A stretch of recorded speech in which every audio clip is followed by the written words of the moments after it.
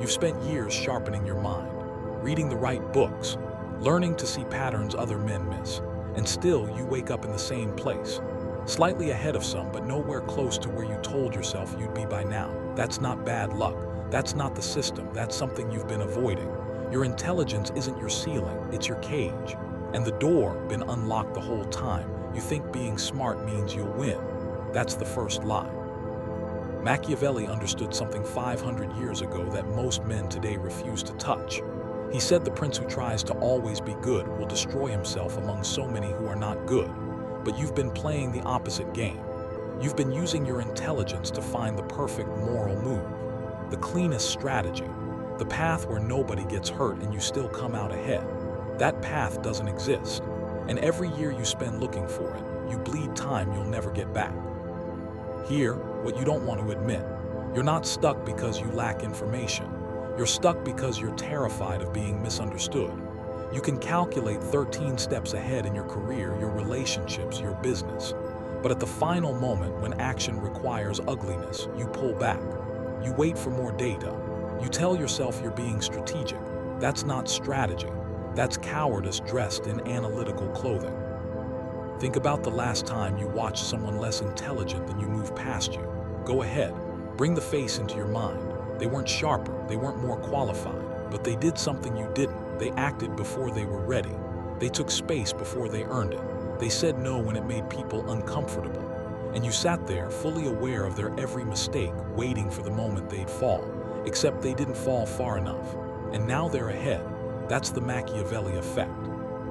The man who understands the game but refuses to play it dirty gets used by the man who plays it ugly and apologizes later.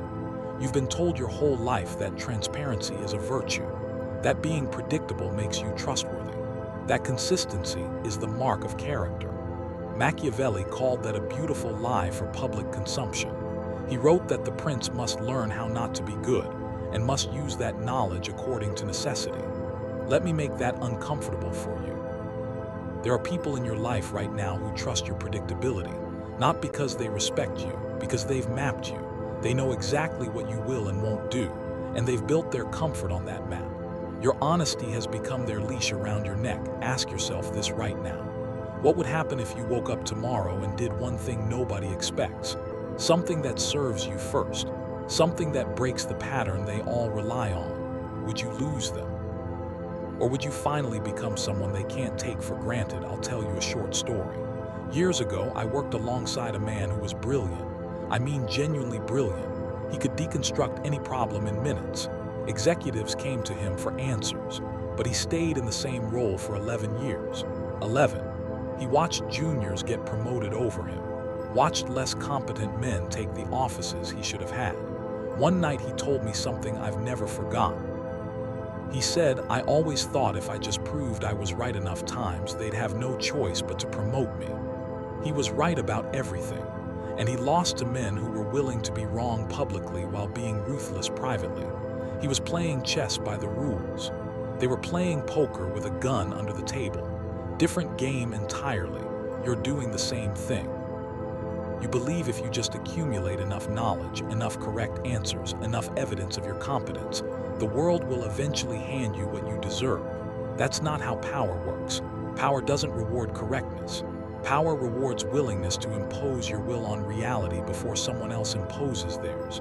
Machiavelli didn't write The Prince for the most ethical man in Florence. He wrote it for the man willing to do what others wouldn't. You've been waiting to be chosen.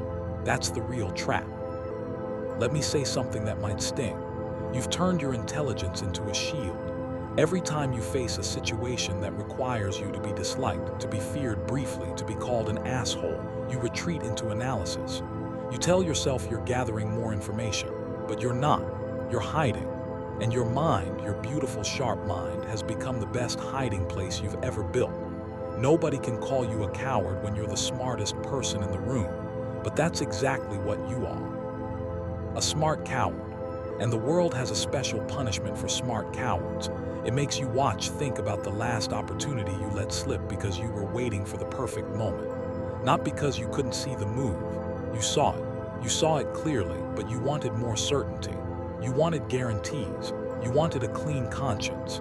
And while you were negotiating with your own hesitation, someone else took it. Not because they were smarter, because they were hungrier. Because they were willing to look stupid, willing to fail publicly, willing to be disliked. You weren't. And now you're sitting here, still thinking, still processing, still waiting for a sign that will never come. Here's a truth you won't find in any self-help book. Niccolo Machiavelli spent his entire adult life watching rulers rise and fall in Renaissance Italy. He saw good men destroyed. He saw evil men crowned. And his conclusion wasn't that evil wins. His conclusion was that hesitation loses. He wrote that men must be either pampered or crushed, because if you do them small injuries, they will avenge themselves. But if you crush them completely, they cannot strike back. You've been giving small injuries to your own ambition, tiny delays, little justifications, minor comforts, and your ambition is still alive enough to hurt you but not strong enough to save you. Crush your hesitation or it will crush you slowly over decades. I need you to hear this next part without flinching. You are not stuck because life is hard. Life has always been hard. You're stuck because you've been using your intelligence to avoid the suffering that growth requires. Every real advancement in your life came after a moment of ugliness, after a conversation you didn't want to have, after a decision that made someone angry, after you chose yourself even when it looked selfish. Those moments are not exceptions to the rule. They are the rule, and you've been pretending they're accidents you can avoid next time. Stop and answer this honestly. Who are you still trying to impress by being the good one? Your father, your old friends, a version of yourself from 10 years ago that no longer exists, because whoever it is, they're not living your life. They're not waking up in your body, feeling your frustration, watching your potential rot while you smile and nod and wait your turn. You've been performing goodness for an audience that isn't even watching anymore. And the only person paying the price is you. I'll give you another story. A different man. He grew up poor, not struggling, poor. The kind of poor where you wear the same shoes to your own graduation. He was smart, not gifted, but sharp enough. He got into a good school on scholarship. And he watched the rich kids move through life like the world owed them something. He hated them for it. But here's the part he never told anyone until years later. He realized his hatred was just envy wearing a moral mask. He wasn't angry that they had advantages. He was angry that they used those advantages without apology. While he sat in his dorm room, reading philosophy, building elegant arguments about justice and fairness, they were in the real world taking what they wanted. He could outthink any of them, but they were outliving him, so he changed one thing, just one. He stopped waiting to be right before he moved. He started moving, then getting right later. Within 3 years, he had surpassed every single one of them, not because he became evil, because he stopped using morality as an excuse for inaction. You're doing the same thing right now. You've convinced yourself that your restraint is virtue. It's not, it's fear. Fear of judgment, fear of failure. Fear of becoming the man you secretly want to be because that man might lose people along the way. Let me tell you what Machiavelli would say to you tonight. He would say that men judge by appearances more than by reality. That it's not important that you actually have the qualities of a leader. It's only important that you appear to have them.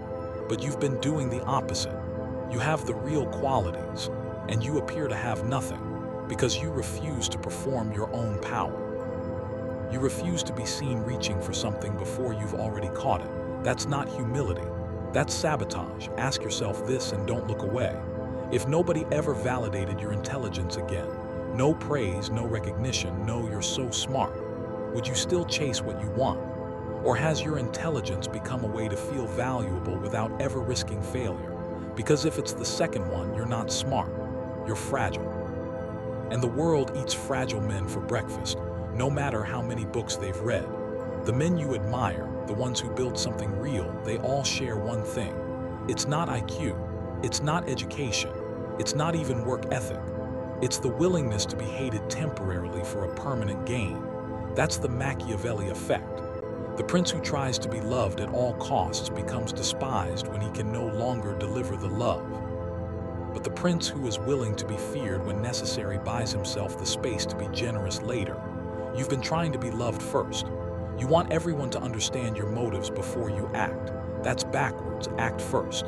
Let them understand later, or never.